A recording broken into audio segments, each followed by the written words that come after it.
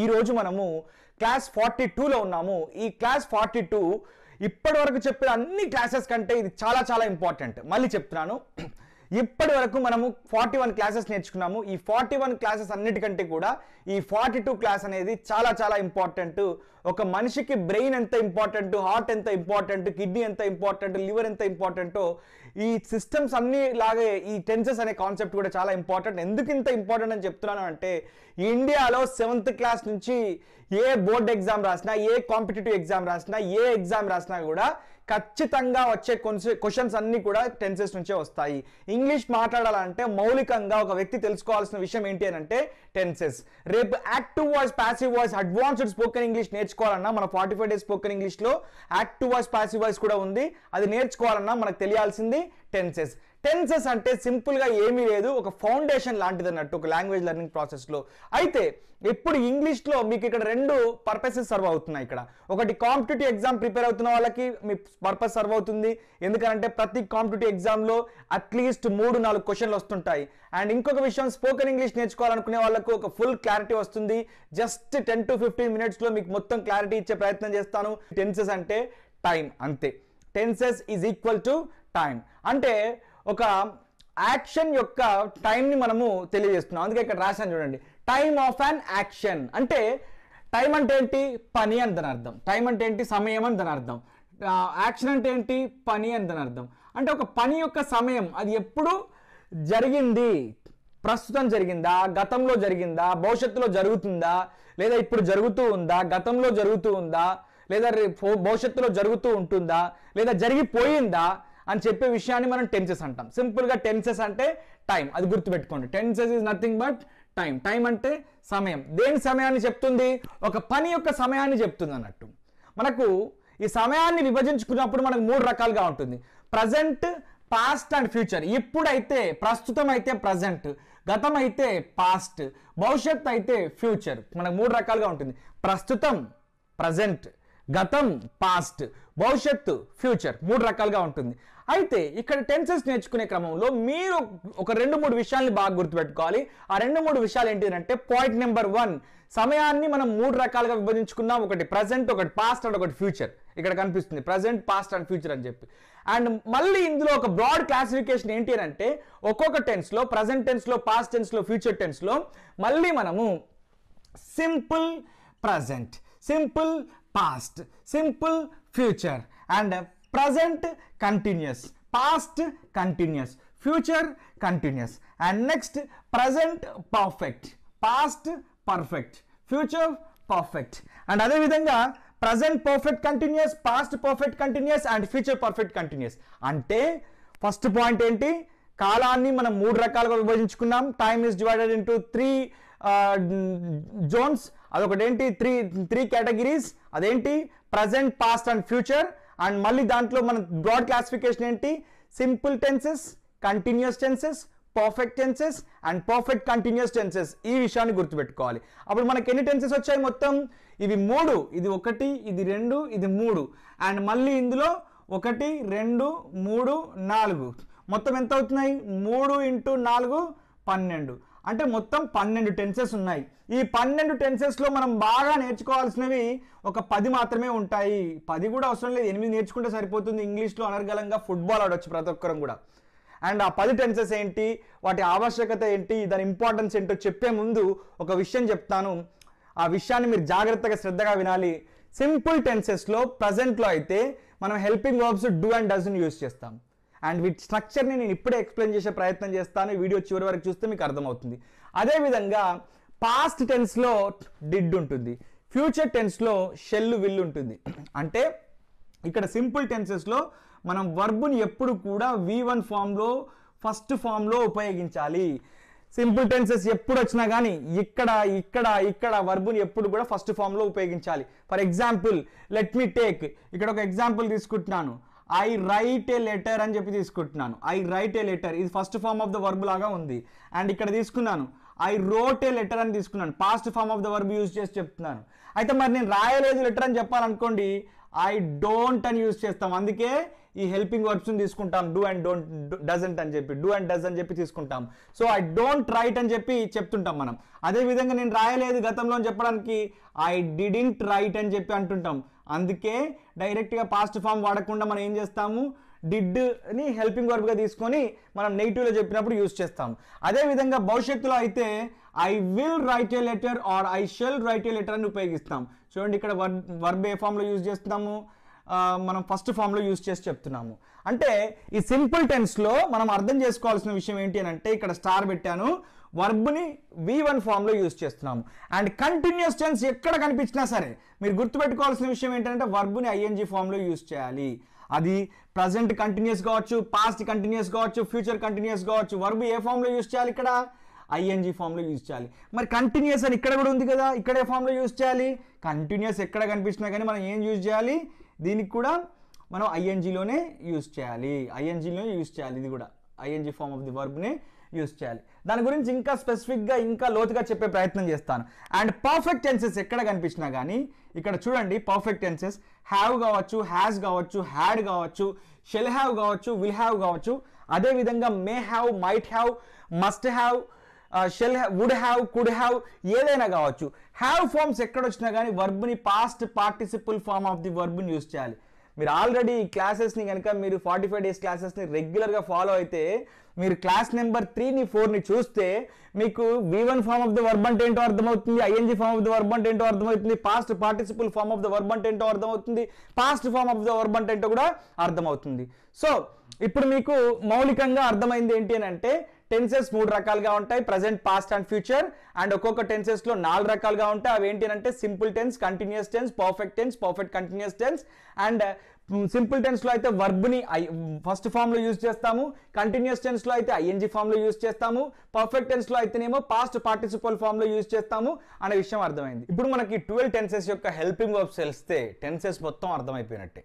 Already మనం ఏం తెలుసుకున్నాము, సింపుల్ టెన్సెస్లో వర్బ్ V1 ఫాము, కంటిన్యూస్ టెన్స్లో verb ING form, and perfect టెన్సెస్లో హ్యావ్ ఫార్మ్స్ ఎక్కడ వచ్చినా కూడా past participle form of the వర్బ్ని యూజ్ చేద్దామని అనుకున్నాము. అది అయిపోయింది అక్కడ వరకు. అండ్ ఇప్పుడు తెలుసుకోవాల్సిన విషయం ఏంటంటే, సింపుల్ ప్రజెంట్లో డూ డస్ ఉపయోగిస్తాం, సింపుల్ పాస్ట్లో డిడ్ ఉపయోగిస్తాం, సింపుల్ ఫ్యూచర్లో షెల్ విల్ ఉపయోగిస్తాం. అదొకటి తెలుసుకోవాలి. అండ్ ప్రజెంట్ కంటిన్యూస్లో యామ్ ఈజ్ ఆర్ ఉపయోగిస్తాం, పాస్ట్ కంటిన్యూస్లో వాజ్ ఆర్ ఉపయోగిస్తాం, అండ్ ఫ్యూచర్ కంటిన్యూస్లో షెల్ బి విల్ బి ఉపయోగిస్తాం. ఇది మైండ్లో ఉండాలి. ఇలాగే ఈ ఇంప్రింట్ అనేది ప్రింట్ అయిపోవాలి. ఎందుకు అనంటే రేపు ఎగ్జామ్ రాసినప్పుడు ఆ పర్టికులర్ టెన్స్లో హెల్పింగ్ వర్బ్ ఏంటి, ఆ పర్టికులర్ టెన్స్లో వర్బ్ని ఏ ఫామ్లో యూజ్ చేస్తాము అనగానే ఇమీడియట్గా మీరు చేసేలాగా ఉండాలి. ఇది ఇక్కడితోనే మీరు మళ్ళీ కొత్తగా ప్రాక్టీస్ చేయాల్సిన అవసరం లేదు. మళ్ళీ పర్ఫెక్ట్ టెన్స్లో ప్రజెంట్లో అయితే హ్యావ్, హ్యాస్ యూజ్ చేస్తాం. ఈ హ్యావ్ ఫామ్కి పాస్ట్ ఫామ్ అయినటువంటి హ్యాడ్ని పాస్ట్లో యూజ్ చేస్తాం. అండ్ ఫ్యూచర్ ఫామ్ అయినటువంటి షెల్ విల్ యూజ్ చేసి మళ్ళీ హ్యావ్ని యూజ్ చేస్తే షెల్ హ్యావ్, విల్ హ్యావ్ని యూజ్ చేస్తాం. రైట్, ఇక్కడ ప్రజెంట్ పర్ఫెక్ట్ కంటిన్యూస్లో have been, has been use చేస్తాం. అదేవిధంగా హ్యాడ్ బీన్ యూజ్ చేస్తాం. అదేవిధంగా shall have been, will have బీన్ని ఉపయోగిస్తాం.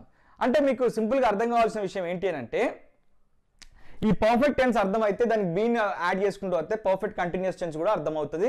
అదొక సింక్లో ఉంటుంది. మళ్ళీ చెప్తున్నాను, చూడకుండా చెప్తాను నేను, మీరు కూడా ఇలాగే చూడకుండా మీరు ప్రాక్టీస్ చేయాలి. సింపుల్ టెన్సెస్లో ప్రజెంట్లో అయితే డూ డస్, పాస్ట్లో అయితే డిడ్, ఫ్యూచర్లో అయితే షెల్ విల్. ప్రజెంట్ కంటిన్యూస్ అయితే am is are, past continuous అయితే వాజ్ వర్, ఫ్యూచర్ కంటిన్యూస్ అయితే షెల్ బి విల్ బి. అదేవిధంగా ప్రజెంట్ పర్ఫెక్ట్ అయితే హ్యావ్, హ్యాస్, పాస్ట్ పర్ఫెక్ట్ అయితే హ్యాడ్, ఫ్యూచర్ పర్ఫెక్ట్ అయితే shall have, will have. And దీనికి been add చేసుకుంటూ పోతే పర్ఫెక్ట్ కంటిన్యూస్ వస్తాయి. అది ఎట్లా, ప్రజెంట్ పర్ఫెక్ట్ కంటిన్యూస్ అయితే have been, has been, past perfect continuous అయితే had been, future perfect continuous అయితే shall have been and will have been.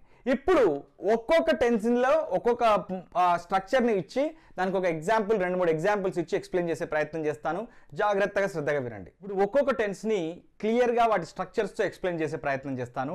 మౌలికంగా మనకు ఒక ఐడియా అయితే వచ్చింది కదా మొత్తం 12 టెన్సెస్ గురించి.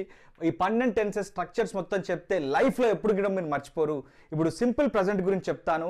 దీని గురించి ఇన్ డీటెయిల్గా, ఇన్ డెప్త్గా, పాజిటివ్, ఇంట్రాగేటివ్, నెగిటివ్ ఇంట్రాగేటివ్, వీటితోని క్వశ్చన్స్ ఎలా అడగాలో అన్ని విషయాలు తెలియాలి అని అంటే మీరు ఇక్కడ మార్క్ చేసుకోండి, అండర్లైన్ చేసుకోండి. క్లాస్ నెంబర్ 6ని చూడండి. మన 45 డేస్ స్పోకెన్ ఇంగ్లీష్ ఛాలెంజ్లో భాగంగా మీరు క్లాస్ నెంబర్ 6ని చూడంండి. I repeat, 45 days spoken English challenge ప్లేలిస్ట్లో నుంచి క్లాస్ 6ని చూడండి, మీకు ఈజీగా అర్థమవుతుంది. సో ఇక్కడ ఫస్ట్ థింగ్ ఏంటి అంటే ఐ వి యూ దే ఉన్నప్పుడు హెల్పింగ్ వర్బ్ డూన్ యూస్ చేయాలి. హీ షీ ఇట్ ఉన్నప్పుడు డజన్ యూస్ చేయాలి. అండ్ అలవాటుగా చేసే పనిని తెలిపినప్పుడు మనము సింపుల్ ప్రెజెంట్ అయినటువంటి డూని డజన్ యూస్ చేస్తాము. మనం సింపుల్ టెన్సెస్ వచ్చినప్పుడు వర్బ్ని ఏ ఫామ్లో యూస్ చేస్తామని చెప్పాను? బేస్ ఫామ్, అది first form, that is V1 form of the వర్బ్ని యూస్ చేస్తాం. అంటే ఇలా ఐ రైట్ అని దాని అర్థం అన్నట్టు. సో ఐ రైట్ అనకుండా మనం ఏంటంటే ఐ డూ రైట్ అని చెప్పి నొక్కి చెప్పినా కూడా ఇలా మనం ఐ డూ రైట్ అని కూడా చెప్పచ్చు. లేదు నేను రాయను అని చెప్పాలనుకోండి, ఈ డూకి నాట్ యాడ్ చేస్తే సరిపోతుంది. I don't write, I don't go, I don't play, I don't speak, I don't teach, I don't come, I don't go అని కూడా అయిపోతుంది అన్నట్టు. అంటే నేను రాను, వెళ్ళను, పోను, చేయను అని అవుతుంది అన్నట్టు. సో హీ షీ ఇట్ వచ్చినప్పుడు డజన్ యూస్ చేస్తాం కాబట్టి మళ్ళీ వర్బ్ని ఫస్ట్ ఫామ్లో యూస్ చేయాలి కాబట్టి హీ డస్ రైట్ అని చెప్తుంటాం అన్నట్టు. అండ్ హీ డజంట్ రైట్ అని నెగిటివ్ సెంటెన్స్లో చెప్తాం. ఇంకా క్లియర్గా అర్థం కావాలంటే క్లాస్ 6కి వెళ్ళి చూడండి. ఇప్పుడు ప్రజెంట్ కంటిన్యూస్ గురించి చెప్పే ప్రయత్నం చేస్తాను. ఈ క్లాస్ గురించి మీకు ఇన్ డెప్త్గా స్పెసిఫిక్గా కావాలి అని అంటే క్లాస్ 13కి వెళ్ళండి 45 డేస్ స్పోకెన్ ఇంగ్లీష్లో. అండ్ ఇప్పుడు ఇక్కడ మీకు మౌలికంగా కొన్ని విషయాలు చెప్తాను. ఐ ఉంటే యామ్ యూజ్ చేయాలి, వి యూ దే ఉంటే ఆర్ యూజ్ చేయాలి, హీ షీ ఇట్ ఉంటే ఈజ్ యూజ్ చేయాలి. అండ్ కంటిన్యూస్ టెన్స్ కాబట్టి వర్బ్ ఇన్ ద ఐఎన్జీ ఫామ్ని యూజ్ చేయాలి. Verb in the ING form of the వర్బ్ని యూజ్ చేయాలి. అంటే ప్రస్తుతం జరుగుతున్న పనుల గురించి తెలిపినప్పుడు మనము ఈ ప్రజెంట్ కంటిన్యూస్ని ఉపయోగిస్తామన్నట్టు. రైట్, ఐ యామ్, ఇక్కడ మనం రైట్ అనేది తీసుకుంటాం కాబట్టి ఇక్కడ రైటింగ్ అని పెట్టుకుందాం. I am writing. ఒకటే ఎగ్జామ్, ఒకటే వర్బ్ తీసుకొని మీకు అన్ని 12 టెన్సెస్లో చెప్తున్నాను. I am writing, we are writing, she is writing. మీరు ఇక్కడ వీని తీసి you are writing, they are writing అని పెట్టొచ్చు, it is writing, he is writing అని కూడా పెట్టొచ్చు. రైట్ని తీసి మీరు ప్లేయింగ్ అని పెట్టొచ్చు. బట్ మీనింగ్ ఏమవుతుంది? ఐ యామ్ రైటింగ్ అంటే నేను రాస్తున్నాను, వీఆర్ రైటింగ్ అంటే మేము రాస్తున్నాము, అండ్ షీ ఈజ్ రైటింగ్ అంటే ఆమె రాస్తుంది. ప్రస్తుతం జరుగుతున్న పని కాబట్టి ప్రస్తుతం రాస్తున్నాను. అండ్ వీటికి కొన్ని కీవర్డ్స్ ఉంటాయి. For example I we you they he she it అయినటువంటి ఈ సింపుల్ ప్రెజెంట్కి కొన్ని కీవర్డ్స్ ఉంటాయి. ఎలాంటి కీవర్డ్స్ అని అంటే ఫర్ ఎగ్జాంపుల్ నవ్ అనే ఒక కీవర్డ్ తీసుకుందాం. Now I am writing, now I am speaking, at present I am teaching. ఈ రకంగా కీవర్డ్స్ని యూజ్ చేసి ఆ సెంటెన్స్ని మనం పూర్తి చేస్తుంటాం అన్నట్టు. ప్రజెంట్ పర్ఫెక్ట్ అంటే మనకు ఆల్రెడీ తెలుసు. హ్యావ్ని హ్యాస్ని ఉపయోగించి ఈ మధ్యకాలంలో జరిగిపోయిన పనిని చెప్తుంటాం. అంటే ఫ్రెష్గా ఒక పని జరిగిపోయింది అని చెప్పడానికి, ఈ మధ్య కాలంలోనే జరిగిపోయిందని చెప్పడానికి, ఇంతకుముందే జరిగిపోయిందని చెప్పడానికి మనం ఉపయోగిస్తుంటాం.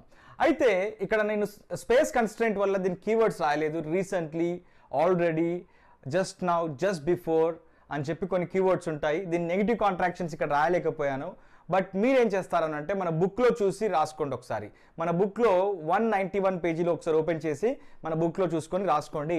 ఇప్పుడు నేను దీని గురించి చెప్పే ప్రయత్నం చేస్తాను. ఐ వి యూ దే ఉంటే హ్యావ్ యూజ్ చేయాలి, హీ షీ ఇట్ ఉంటే హ్యాస్ యూజ్ చేయాలి.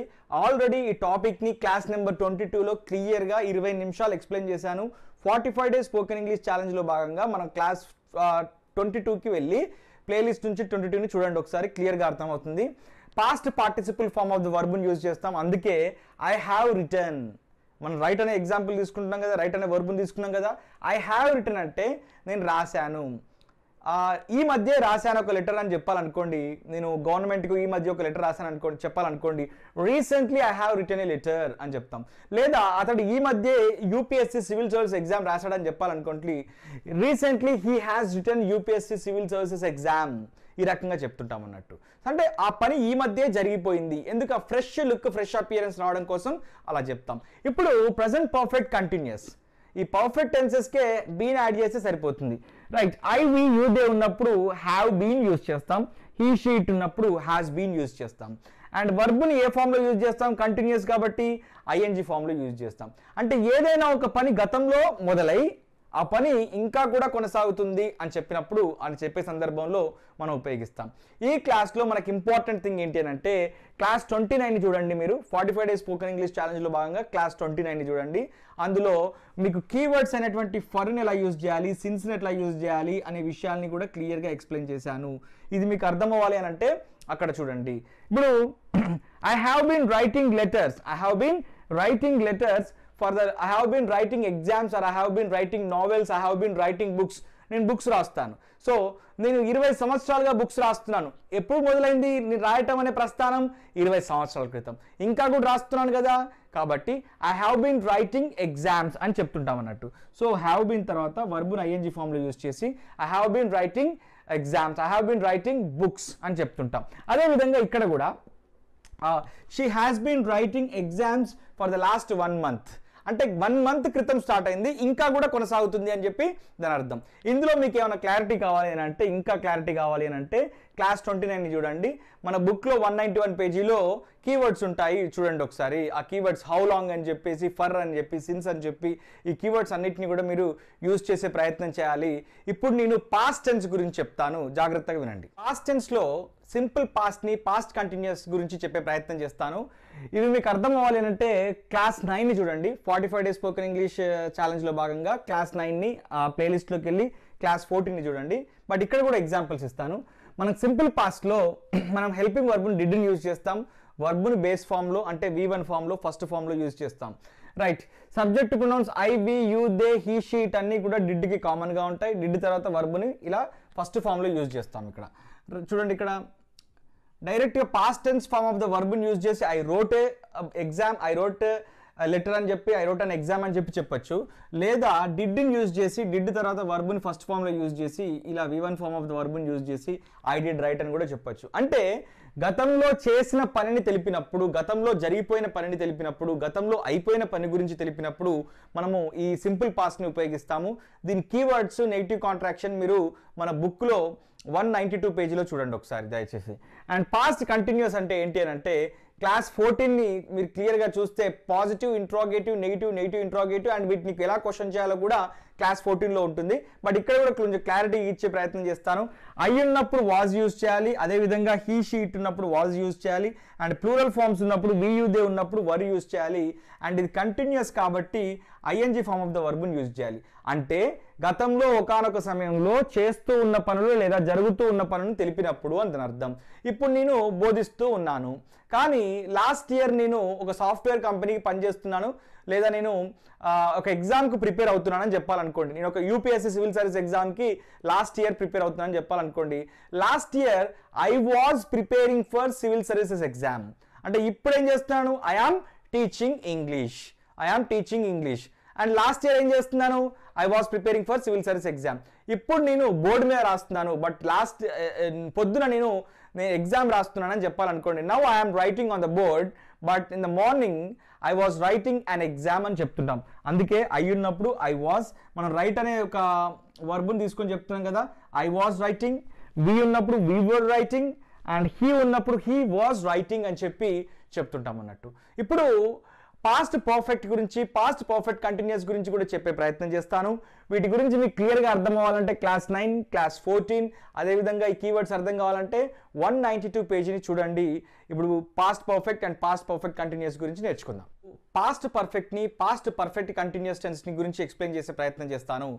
అండ్ మీకు వీటి గురించి ఇన్డెప్త్గా positive interrogative, negative interrogative sentences కూడా కావాలి, క్వశ్చనింగ్ ఎలా చేయాలో కూడా తెలియాలి వీటి ఈ పర్టికులర్ హెల్పింగ్ వర్బ్స్తో, టెన్సెస్తో. అంటే మీరు పాస్ట్ పర్ఫెక్ట్ అర్థం కావాలంటే మన 45 days స్పోకెన్ ఇంగ్లీష్ ఛాలెంజ్లో భాగంగా క్లాస్ 23ని చూడండి.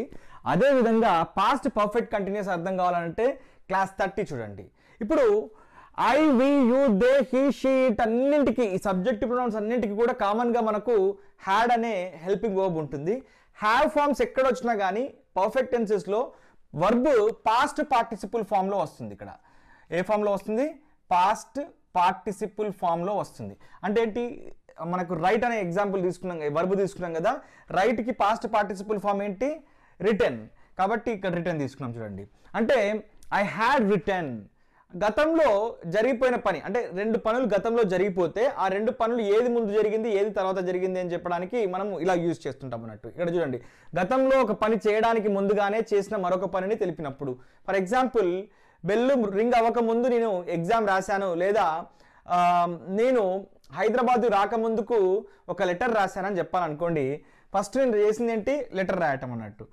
I had written a letter before I came to Hyderabad. Next నేను హైదరాబాద్కి వచ్చాను కాబట్టి, so I had written a letter before I came to Hyderabad. Before I came to Hyderabad. లేదా she had written a letter, otherwise he had written a letter before he met her.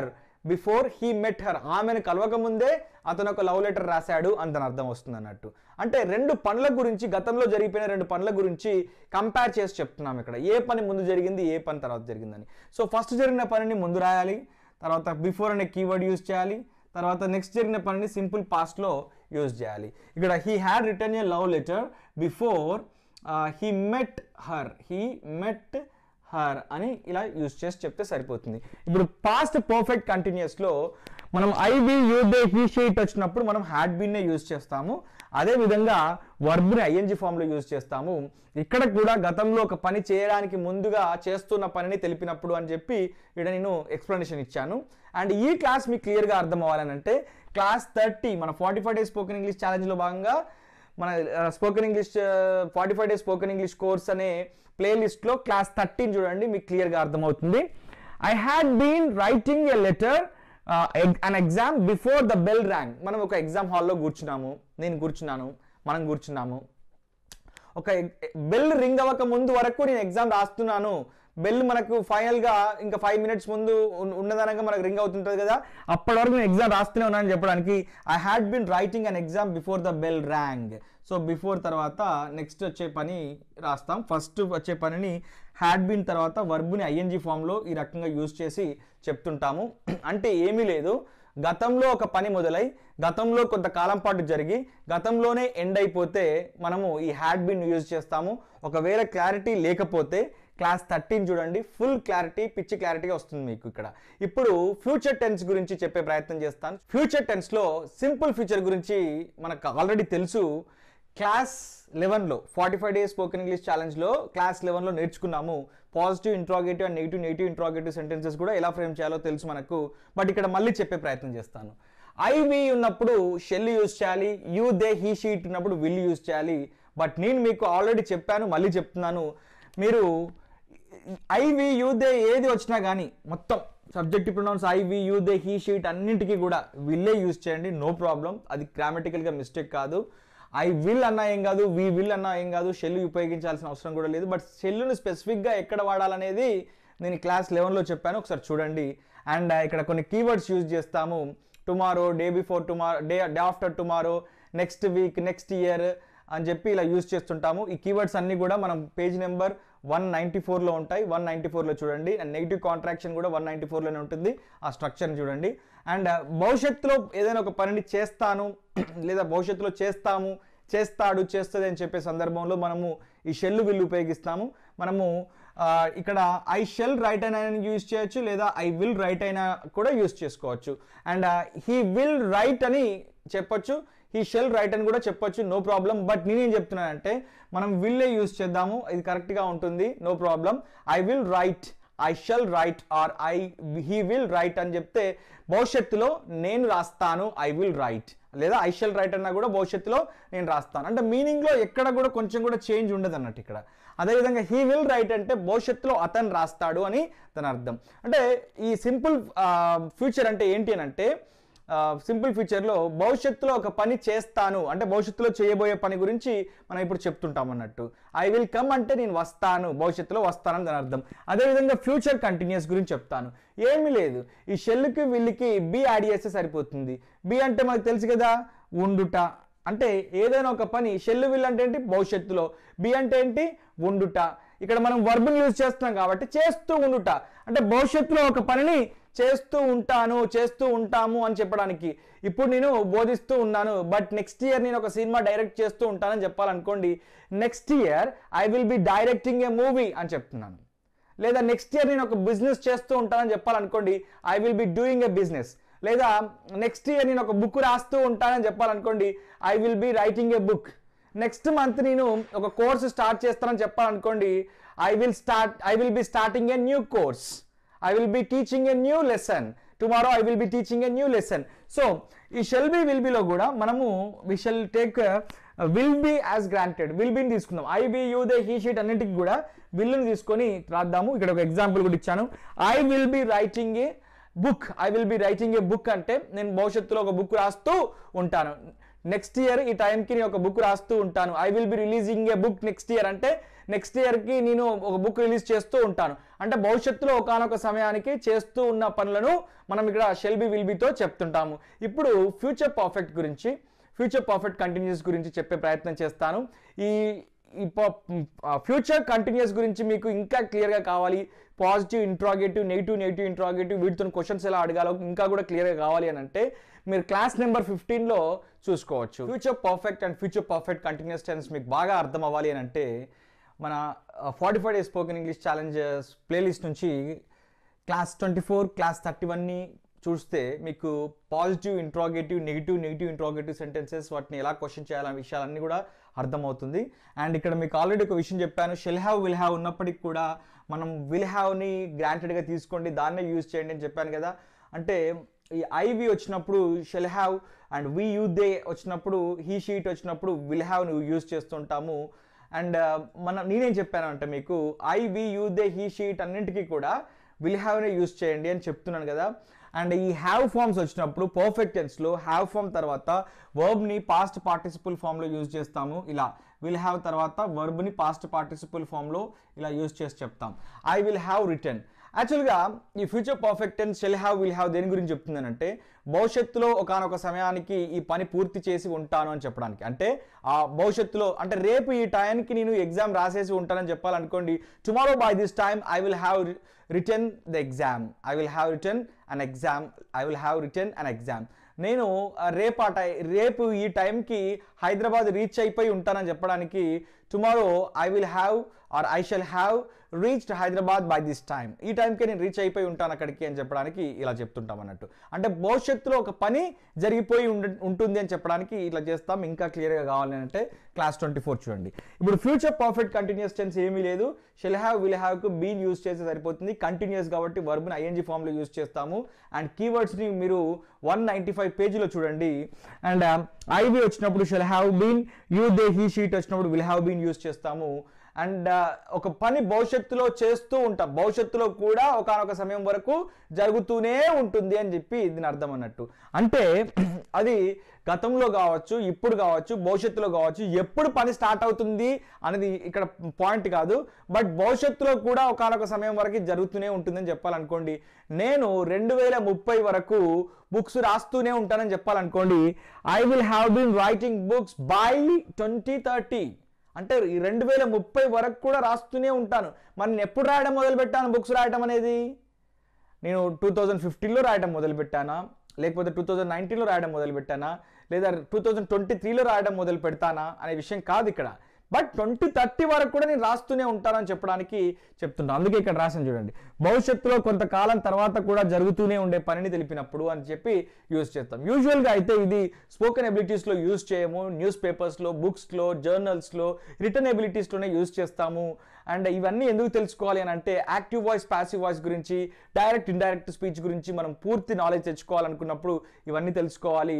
Hope you understand well. All the best.